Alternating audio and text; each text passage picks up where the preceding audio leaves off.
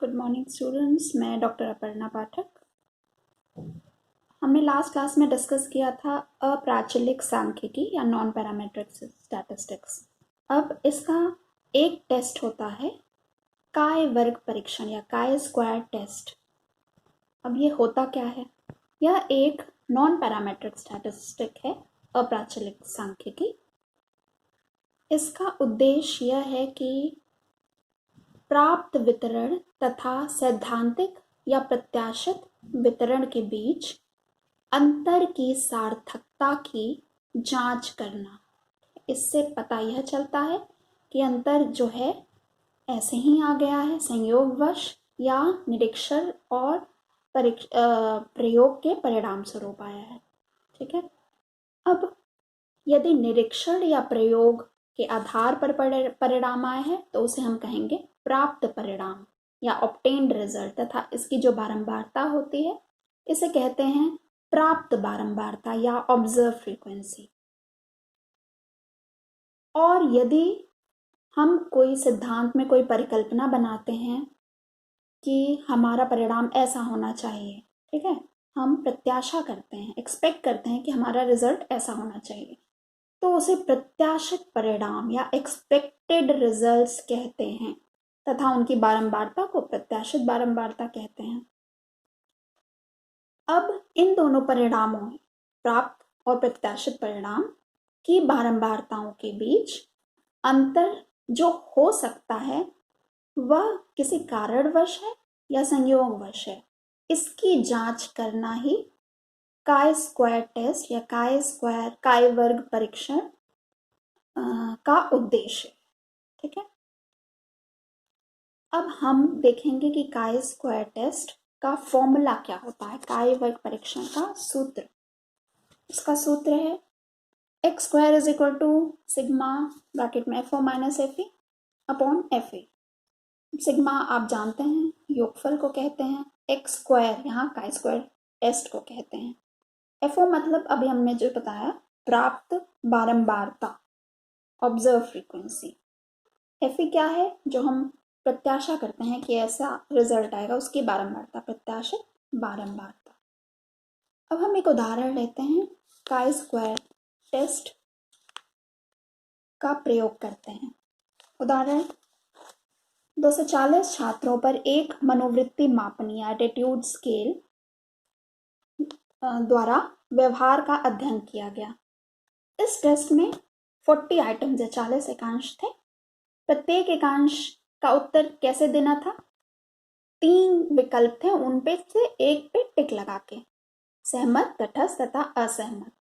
ठीक है, इनमें से किसी एक को चुनना था। तो एकांश 15 मतलब क्वेश्चन या आइटम 15 पर छात्रों द्वारा दिए गए उत्तर इस टेबल में दिए गए हैं।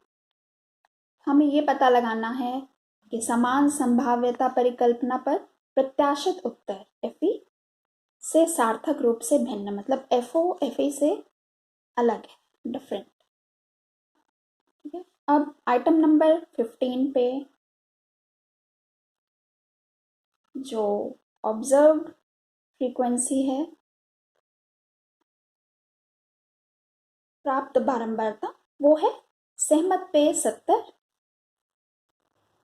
तटस्थ पे 50, असहमत पे 120। आपके क्वेश्चन में यही दिया रहेगा, यही 3 नंबर्स। ठीक है, इतना समझ लीजिए। तो आपको इन तीनों का योग करके यहाँ लिख लेना है। ठीक है। अब अब जो प्रत्याशित बारंबारता या FE है वो हमें निकालना पड़ेगा। वो कैसे निकलेगा? हम उसको निकालने के लिए 240 जो भी योग आया है उसको हम डिवाइड करेंगे 3 से। 3 है तो हम 240 को डिवाइड करेंगे 3 से, आएगा हमारा 80। तो हम इसके नीचे 80 लिख लेंगे। ठीक है, हमारा प्रत्याशित बारंबारता, एक्सपेक्टेड फ्रीक्वेंसी जो है वो 80 है। ठीक है। अब FO माइनस FE करेंगे। FO माइनस FE क्या आया? -10। FO माइनस FE तटस्थ पे -30, FO माइनस FE डिसएग्री पे, असहमत पे 40। ठीक है। अब F O minus F E का होल स्क्वायर कर लेंगे, मतलब ये जो F O minus F E आया है माइनस 10 इसका होल स्क्वायर ये है, माइनस 30 का 900 है, 40 का 1600। इसके बाद F O minus F E का whole square upon F E ये निकालेंगे हम, ठीक है, क्योंकि सूत्र में हमें ये चाहिए। इसको निकालने के लिए F O minus F E का होल स्क्वायर यानी हर F O minus F E का जो होल स्क्वायर आया है उसको अलग अलग करना है, डिवाइडेड बाय एफ ई, ठीक है। इसका आया है 100 अपॉन एफ ई है हमारा 80, 100 अपॉन 80 इज इक्वल टू 1.25 आएगा। ऐसे ही इसका 11.25, इसका आएगा 20। अब हमारा जो फॉर्मूला है का स्क्वायर का वो है ये सिग्मा ब्रैकेट में F O minus F E का होल स्क्वायर अपॉन एफ, ठीक है, वो हमने निकाल लिया है। अब इनको हम ऐड कर देंगे, इनको जोड़ देंगे, आंसर आएगा हमारा 32.5, ठीक है। अब डी एफ, इसमें भी हमें डी एफ निकालना पड़ेगा। अब डी एफ का जो फॉर्मूला है वो है रो माइनस 1 कॉलम माइनस 1, ठीक है। रो क्या होता है आपका, ये जो होता है ये रो होता है, ये जो होता है ये कॉलम होता है, ठीक है। रो कितने हैं हमारे,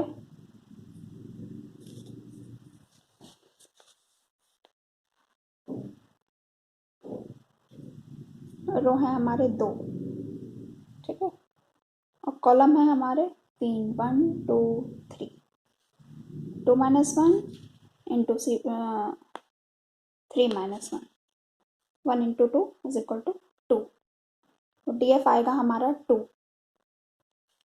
अब इसके बाद इसकी सार्थकता की जांच करनी है। सार्थकता की जांच करने के लिए आपकी जो स्टैटिस्टिक्स की बुक होती है उसमें एक टेबल होता है, ठीक है, काई स्क्वायर डी एफ का टेबल।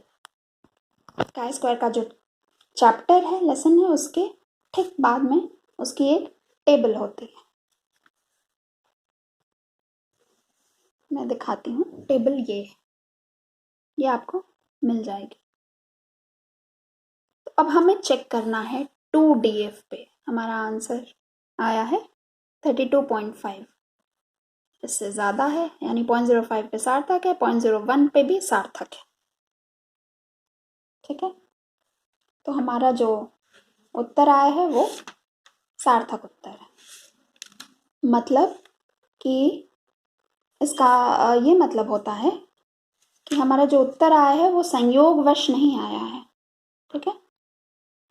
यह प्रमाणित हो गया कि FO तथा FA के बीच जो अंतर है वह वास्तविक है, किसी कारणवश आया है, प्रयोग और निरीक्षण करने पे आया है, संयोगवश नहीं आया है, ठीक है। आप इसके स्टेप्स एक बार और देख लीजिए। ये आपका फॉर्मूला हुआ, ये FO मिलेगा आपको, FA आपको निकालना पड़ेगा। FA निकालने का यही है, ये 3 है तो 240 डिवाइडेड बाय 3, 80 आएगा। 80 को इसके नीचे रख लेंगे। इसके बाद फॉर्मूला बस सब दिया उसमें पुट करते जाना है।